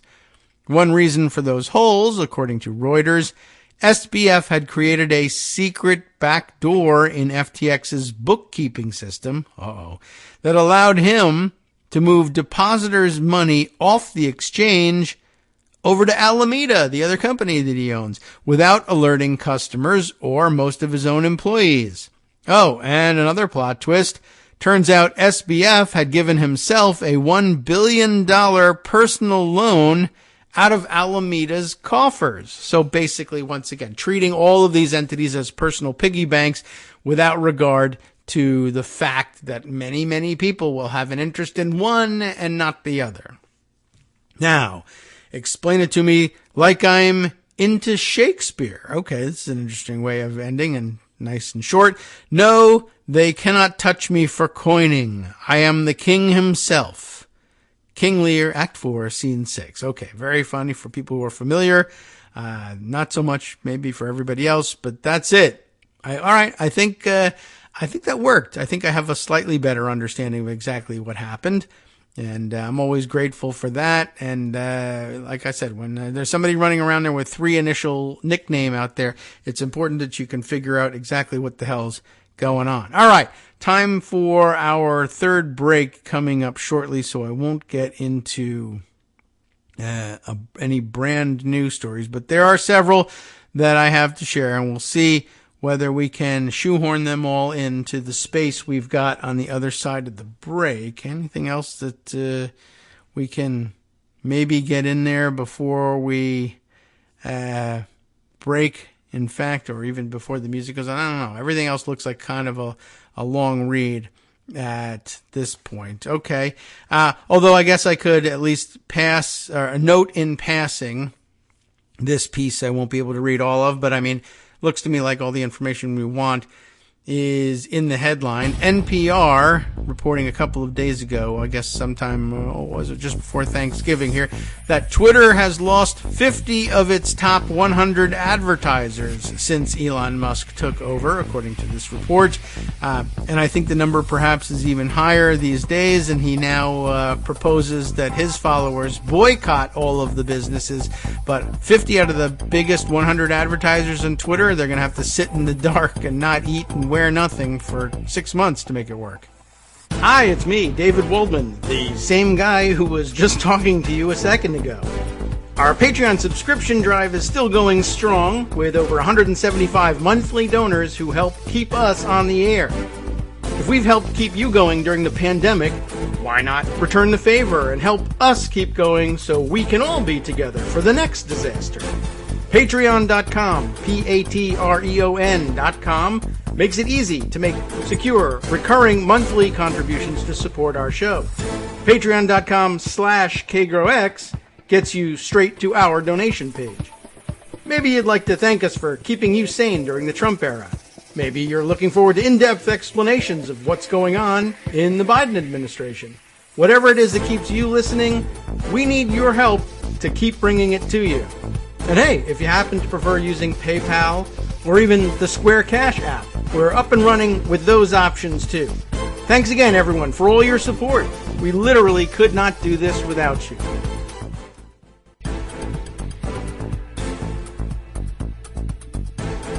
All right, welcome back now to the Kagro in the Morning Show here on Netroots Radio. Here's an interesting bit of news passing before me on Mastodon, no less. House Democrats are expected to pick a top leadership that includes 0 white men. A first for Congress, according to, I guess, Time magazine is what it looks like, although the link is to Apple News. So they might just be presenting, it was one of these annoying things where, well, first of all, it's annoying enough I have to read Time magazine, but being presented through Apple News and whatever. Okay, but now you understand the provenance of it. 19,000 pop-up ads coming up in front of my ability to read this. House Democrats expected to pick top leadership that includes 0 white men, a first for Congress. Just so you know what we're talking about here, when Nancy Pelosi this month announced the end of her historic tenure as the first female Speaker of the House, she set the stage for another historic shift in American politics. The first time in U.S. history, the top ranks of House leadership for one party won't include any white men. All right. I mean, I don't know that it was a specific goal of anyone, but it happens to be true. It has been with great pride in my 35 years in the House that I have seen this body grow more reflective of our great nation, our beautiful nation. Very flighty rhetoric. Pelosi said in her retirement speech on November 17th, "We have brought more voices to the decision-making table." House Democrats are set to vote on their new leaders on Wednesday. Is this current piece? Is that right? Okay, yes, it's from today. So on Wednesday, but that's today, I guess, even though it's dated today. They could say today, but all right. He probably started writing this yesterday. The predicted ascendancy of Hakeem Jeffries of New York, Catherine Clark of Massachusetts, and Pete Aguilar of California to House Democratic leader, whip, and caucus chair, respectively, will revamp the face of a body that has historically been controlled by old white men, says Time magazine, which itself has typically been controlled by old white men, I believe. All right. And it will mark the first time ever for either party in either chamber of Congress to have no white men in any of the top leadership positions. How do you like that? Well, we got plenty of them in the Senate. Anyhow, the institution itself makes it difficult for non-white males to rise in leadership. Says Arturo Vargas, CEO of the National Association of Latino Elected and Appointed Officials. People tend to hang out with people who are like themselves, and I think that's always been a part of the barrier for Latinos, African Americans, and women to rise in leadership. It's an interesting note. Anyway, you look at it, and so, we've made that note now, and I think that's probably enough, and we can move on to some of the other things that I was holding for this last segment because they were a little longer than the minute I had left before the break started up. Gosh, it's all over the place. Let's see. Why don't we start with, we'll do them in order that they appear in Pocket. No particular reason why that might be the case. Hypocrisy alert. I know you'll be surprised to find this one out, but an anti-grooming candidate has lost a teaching job. Why? Well, you know why. Over accusations of inappropriate relationships with kids, of course, which is, of course, what grooming, to the extent that it's a thing at all, actually is. I just thought you might find that was interesting. Patricia Kent is the name of this person, and she was once accused of a sexual relationship with a student. Now, I don't know the details of it, but maybe we'll find out from this report in LGBTQ Nation. Find out what they have to say here. Once accused of a sexual relationship with a student, now she's denouncing, quote, grooming our children for immoral satanic worship. That's interesting. I mean, I guess everybody still feels comfortable saying, boy, do I hate that satanic worship because Satan, I guess. But, freedom of religion, man. But whatever. Anyway, Republicans, of course, only mean freedom for their religion, not every other one. We'll be stuck defending that one ourselves, I'm sure. Anyway, what she's trying to say here, man, she's not a hypocrite. What she doesn't like is grooming children for immoral satanic worship. For sex, it's pretty good. Everyone seems to enjoy that, or at least in her mind. Okay. You could probably and should probably condemn both, but hey, I can't speak for Patricia Kent. I don't know what's going on in that head of hers. Anyway, here is a picture of her as a write-in candidate seeking election as county clerk / auditor, under the banner of election integrity, and budget cuts, which is also an So you kind of know where she's coming from. She's, probably a bit of an election denier, and P.S. also an anti-grooming groomer. Yowza. Anyway, after losing her write-in campaign to become the top election official in Washington County, Utah, a right-wing hate group's leader's history of pursuing young teenage girls has been revealed. So it's about as difficult to explain to your followers as it could possibly be. Patricia Kent was forced to resign her job teaching middle school girls as young as 11 after her, quote, relationship with her young female students became a matter of public knowledge in the school community, unquote. Lots of layers to that, but I guess the basic fact that they can, feel comfortable in stating, I guess, because nobody's been put on trial here, is, well, the word of her relationship has become a matter of public knowledge in the school community. No criminal charges, I guess, brought yet, not much less proven, but it'll be untenable for her to continue here in teaching in the middle school, I guess. And what happens to her and her standing among her right-wing lunatics? We have yet to find out.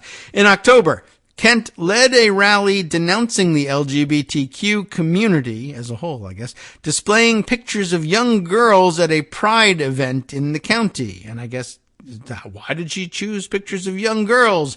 I don't know. That's so weird. Anyway, they are grooming our children for not immortal, but some people, when they're doing their Satan worship, that might be what they're after. Although, quite honestly, to be fair, Isn't that what people who are worshiping under mainstream religion are very often looking for, is immortality as well? Anyway, the point is immoral. They're grooming our children for immoral, satanic worship, she asserted, which I guess is still bad, even though she's actually grooming our children for immoral sexual relationships. But that's not what I said, so I'm not a hypocrite, maybe, is how she's looking to get out of this. According to the Utah Professional Practices Advisory Commission, it's a thing, and it has an acronym, UPPAC, maybe, or I don't know what they say, UPPAC? UPPAC. I don't know, they maybe just go by initials. Anyway, doesn't matter. The Utah Professional Practices Advisory Commission says that Kent used her position as a middle school teacher to, quote, foster intimate and dependent relationships with young teenaged girls. Yowza.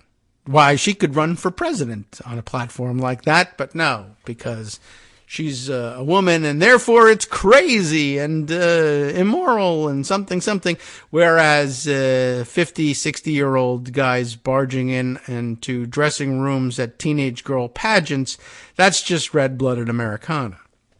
Anyway, she wrote the children intimate notes, gave them gifts, and discussed inappropriate personal details with them against the express wishes of the students' parents and warnings from supervisors, according to documents reviewed by the Salt Lake City Tribune.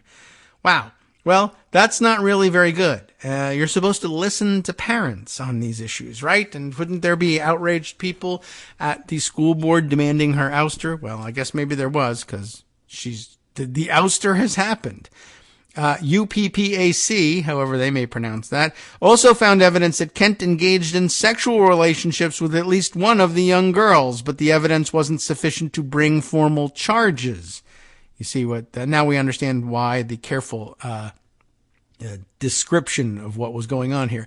Kent was forced to resign her teaching. I see now the structure of this. Kent was forced to resign, and her teaching certificate was suspended in 2000.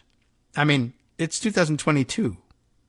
Really? Is it 2000? They mean to say 2020 and they just a typo? I don't know. Maybe the Salt Lake City Tribune has more and can figure it out from there. But anyway, that same year, she filed a lawsuit against the school board where she alleged that her rights were violated. Oh my. Court records show that a settlement was reached in the case, and the case was dismissed. The terms of the settlement are not a part of that record, other than that neither party was ordered to pay the other's attorney's fees. No, I guess it's not a typo, because it's absurd that 26 years later, people are making a big issue out of this, Kent told the Tribune. Now, it's only 22 years since she was forced to resign and her teaching certificate was suspended, but I guess that means that it took them 4 years to get to that point last time.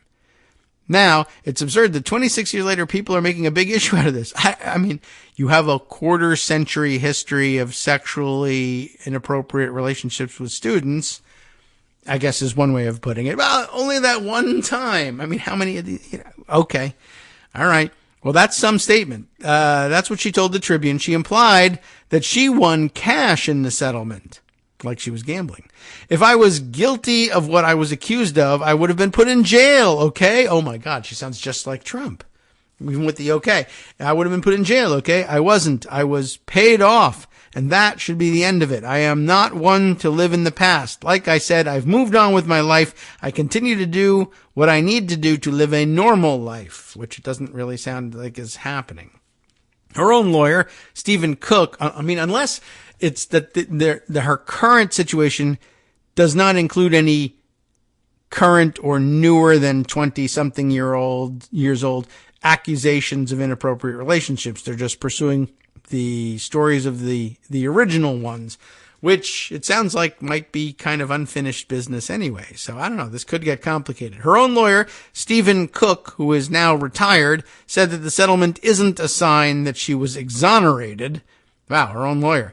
It wouldn't apply in a case like this at all, he said. So I don't know where she's getting that. She might be, lying.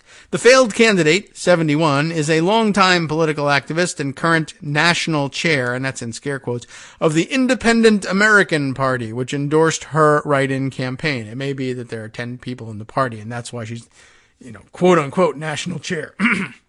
It may be that there's only one person in the party, and she made herself national chair. Kent is also the founder of the Liberty Action Coalition, established in 2020 to protest an assortment of right-wing boogeymen, including Black Lives Matter, mask mandates, mandatory COVID vaccinations for children, and socialism in general, I guess. That year, or unless they mean COVID vaccinations for children and also vaccinations against socialism. I would protest that as well. That year, Kent urged members to show up armed to a counter-protest of a rumored Black Lives Matter demonstration in the county seat, which probably didn't even come to fruition. But even if it did, it wouldn't be something to be worried about, much less show up armed at, unless you were looking for trouble, which apparently she is. And I don't know. I mean, in other parts of the country, she's the person that conservatives are concerned about showing up armed, or rather concerned, or would want to show up armed to confront her. But she's out there, I guess, covering for herself by calling for these same people to arm themselves and go after other people. Look, black people, target them, not me, the alleged pedophile. Anyway, who's teaching still currently? Well, is she? I don't know. I guess I'm confused about that now. Anti-grooming candidate lost the teaching job way back when. Okay, so I mean, it's not a current teaching job. I guess what's she doing now? I don't know. I'll have to read the Salt Lake Tribune description of it, but perhaps another time. Maybe we can revisit that on Friday. Anyway, this story ends this way. I learned a long time ago that talk is cheap, Kent told the St. George News at the time. That would be 2020. But when it comes to defending your rights, most terrorists, most antagonists, most rioters don't listen to anything unless you're armed or abusing their children, I suppose. The former teacher added drag shows to Liberty Action's list of grievances in 2022. Those are children, teenagers at best, being promoted to the ideology of same-sex transgender, which, what? I think she's a confused person, obviously, from the beginning, but now she's specifically confused about something. Maybe I'm confused. Maybe this may be the category I'm not up to speed on. Same-sex transgender. I think she's just, talking about same-sex relationships and also transgender issues, things, people. The fact of transgenderism is bothering her, which, okay, those aren't the same things. So I guess it's possible to be, there's plenty of people. I would say it seems a little odd, but it really doesn't. There are plenty of people who aren't on board with the entirety of the spectrum of issues that we very often from the outside throw in under the LGBTQIA plus whatever, how many additional things you want to throw in there. And it's not the case that it, like anything, not universally accepted across the board by everybody in every instance. But same sex. Well, that's covered by what we were talking about you doing in 2000 and slightly before. So, and then of course, the misunderstanding of what's going on at drag shows in general, and whether it's drag shows performed by adults for adults or drag queen story hours performed by adults but for children, at which you would behave quite differently, they don't seem to see any difference in that. Even though they do see some difference somehow in Rudy Giuliani dressing up in drag on Saturday Night Live and being sexually harassed by Donald Trump. That's still okay because they're just kidding. Or they did it a long time ago, like me abusing children in my care. Whatever. Anyway, that's what she has to say. Those are children and teenagers at best being promoted to the ideology of same-sex transgender, whatever that means. She said at her campaign rally in October, "This is supposed to be the new exciting lifestyle and everybody's supposed to love it. They are grooming our children for immoral satanic worship." It doesn't really sound like she has any feet left on the, ground here. I don't watch, we have some common ground. I don't watch Hallmark movies anymore because I never know when they're going to sneak in that homosexual couple. Kent continued. I hadn't considered that as a reason. I don't object to homosexual couples, although, object to, referring to them by the outmoded, lingo of homosexual couple, but okay. But I don't object to them. It's the sneaking that I don't like. I like to be forewarned because I want to know what the homosexual couple might like in terms of hors d'oeuvres or maybe their preferred drinks so that we can make everybody comfortable when they get here. And I hate finding out that there are people who show up that aren't on the guest list because what if I haven't got your favorite on hand for you? But okay, the bothers are for a different reason.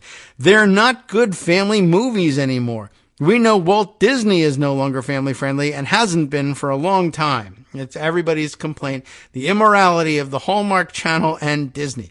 Kent lost her bid, surprisingly, for county clerk / auditor to incumbent Susan Lewis with 8.3% of the vote. And that's probably far too many. And I wonder how many of her former students might have been among those numbers. And I would guess probably very few. Okay. Wow. What a story. How about another story of hypocrisy? You can't get enough, right? There's another one. You never believe it. It's a Republican. And you know what? I mean, she says she's an independent, but she's a Republican too. As we know, most independents traditionally have been embarrassed Republicans. Here, this story from, where's Kent County? In Michigan. Okay?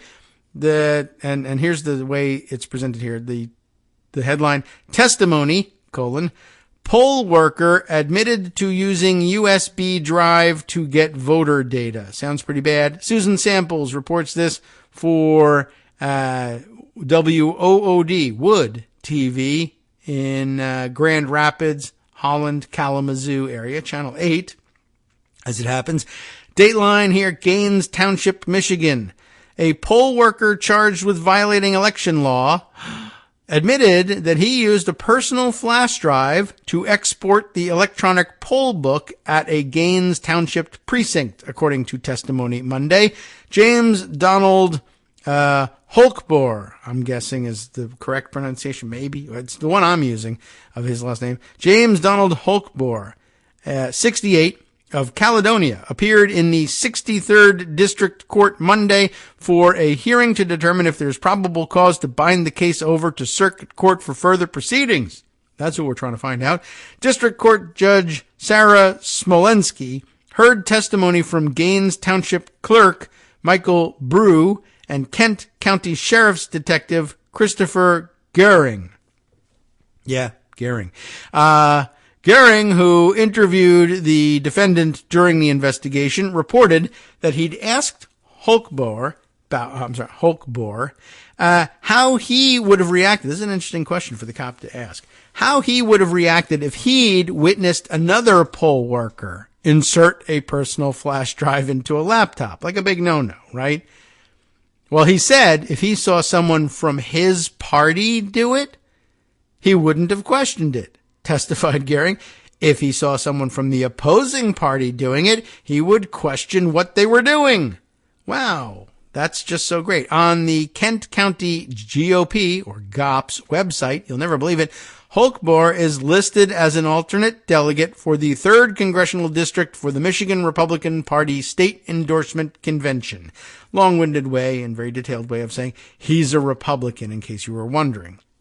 Holkbor is facing 2 criminal charges, which are listed on the felony complaint as election law, falsifying returns / records and computers using to commit a crime. Detective Goering testified Holkbor told him he'd acted as a poll watcher previously, great, and applied for a poll worker position with Gaines Township a couple of days before the August primary. Gaines Township Clerk Michael Brew testified Holkbor underwent the required election training through Kent County. It just didn't take. Detective Goering reported Holkbor told him he'd extracted the electronic poll book because he wanted to compare it against documents he would acquire after the primary through the Freedom of Information Act. Holkbohr said he planned to look for discrepancies, according to Goering's testimony. He said he got the idea of trying to obtain records from the computer either the night before or the morning of, and before he left for the poll station the morning of the election, he placed a personal flash drive in his pocket. Goering quoted Holkbohr as telling him if he had the opportunity to get the files and reports, he would take that opportunity to get them that day, testified Goering. Holkbohr worked at Gaines Township's 8th Precinct, which is located at the Ada Bible Church on 68th Street Southeast. He was assigned to the station where workers swiped voter IDs and assigned ballot numbers. Gaines Township Clerk Michael Brew, we've already introduced him, but okay, testified at Monday's hearing that he did not learn Holkbohr had placed the poll book on a personal flash drive until 2 weeks after primary day. Bruce said it was at that point that another election worker reported she had witnessed Holkbohr insert a flash drive into the USB port on the laptop or electronic poll book. The book contains detailed voter information and is used to verify voters' registration prior to issuing their ballot.